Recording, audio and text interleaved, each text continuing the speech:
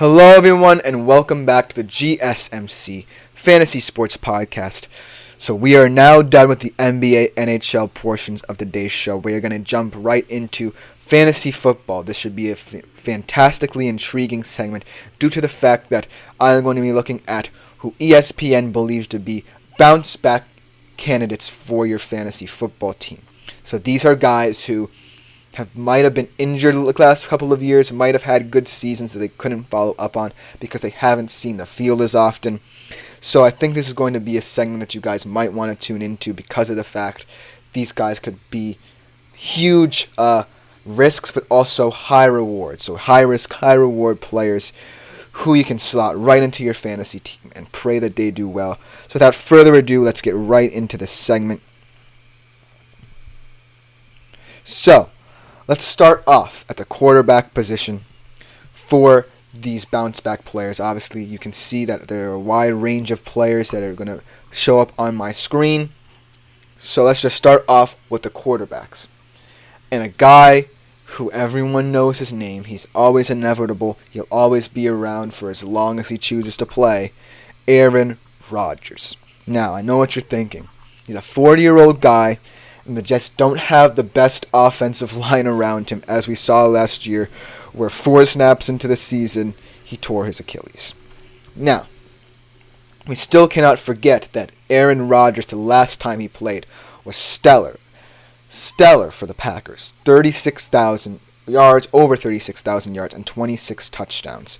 So, you can see the fact that even as he's getting up there in age, even as he gets more injury prone, Aaron Rodgers is still a solid QB. I think he's going to be stellar. We're going to have to see how the Jets' offensive line holds up around him, but he definitely has the offensive weapons in Garrett Wilson, Breece Hall. He has a guy in Allen Lazard he's had a connection with from the Packers. So he definitely has the talent around him to be a guy you might want to look into, but is still very injury prone. That's the only deal with Aaron Rodgers. He's still very injury prone as he gets up there in age. Obviously the oldest QB right now in the NFL. So it's just a thing where you have to look at it in ways of, okay, I know he can put up the stats that he did a couple years ago in Green Bay because of the fact that the Jets' offensive weapons are highly promising. I truly expect Aaron Rodgers and Garrett Wilson to be one of the better QB wide receiver tandems in the NFL next season. But it's just about staying on the field for Aaron Rodgers going forward as he heads towards the inevitable retirement that everyone's expecting. I can see him playing for quite some time and being a guy who you can rely on in terms of fantasy, maybe not a higher-end QB like a Mahomes or a Lamar or a Josh Allen, but Aaron Rodgers will always be there, and he's a name that everyone can rally around because of the fact he's been doing it for several years. Now, another QB that I'm kind of interested to see next year as he transitions from an offense where he had one of the best receivers in the league to an offense that wants to have some of the best receivers in the league, Kirk Cousins. Kirk Cousins moves from Minnesota, where he had fantastic setup in Kevin O'Connell's scheme. He had a guy in Jay Jettis he could always rely on. He was always open and always reliable. Now he moves to a Falcons squad that has never really had that good QB play and solid QB play. Obviously, last season, Kirk Cousins tore his Achilles as well. And he's coming in, he's a huge risk. He's also getting up there in age. But he's in a Falcons setup that I really like for him. I think that in terms of players who I want to see produce, I want to see all these players on the Falcons offense really step up.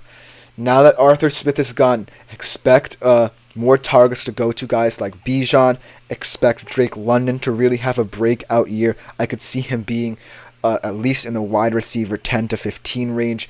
If Kirk Cousins plays up to his potential, I can see Kyle Pitts being a breakout player. But it's all because of the fact that right now, Kirk Cousins is in a fantastic system. He's one of the best QBs the Falcons have had in the past 2 years.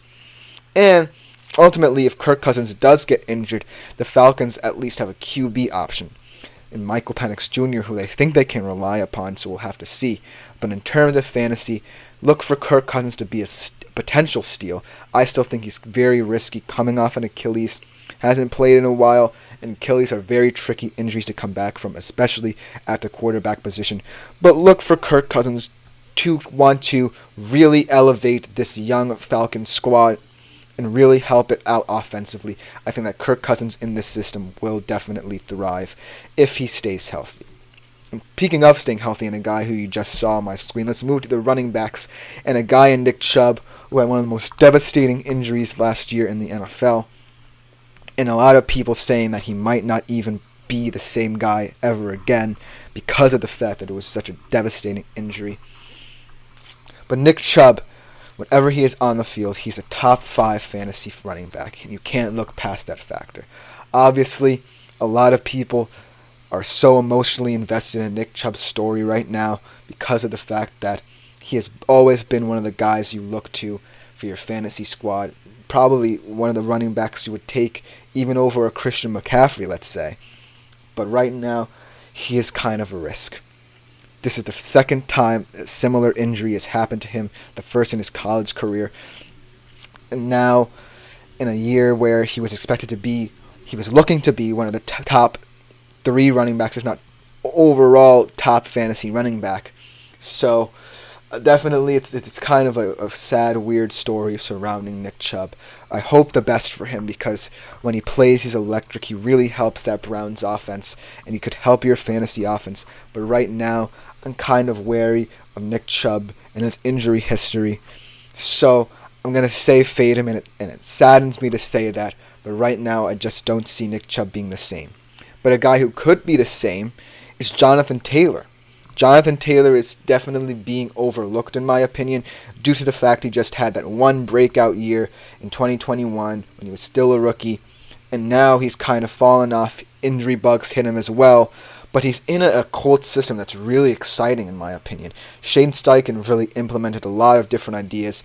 Anthony Richardson's finally going to get a full season, fingers crossed, of playing at that QB position.